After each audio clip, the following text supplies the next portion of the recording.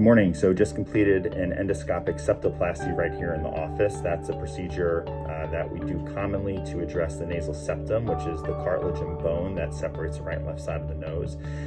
This is a procedure that is typically only performed in the operating room. In my opinion, the standard of care should be done in the office. The office-based approach is much safer as there's no general anesthesia, and there's obviously inherent risk involved with that.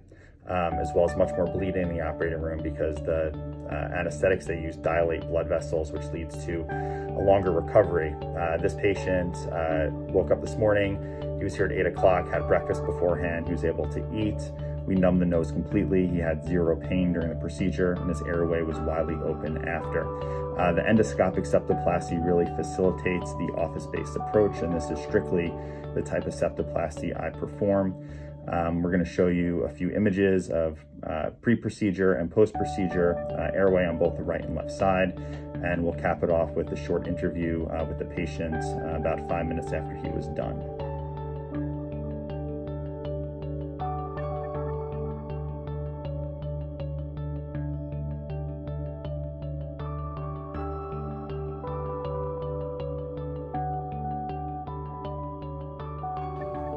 So this is Edward.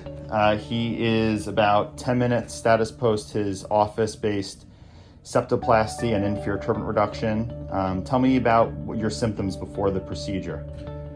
So I had some difficulty occasionally in breathing. I would have, both nostrils or one nostril at a time alternating, and I never thought that I had appreciated being able to really breathe so perfectly as I would like. Okay. And you tried nasal sprays in the past? I have. Okay. Did not make a habit of them, but yes, I did try these things. So Edward on his nasal endoscopy had a deviated septum to the left side as well as pretty significant inferior turbinate hypertrophy. So we gave him the option of septoplasty with turbinate reduction.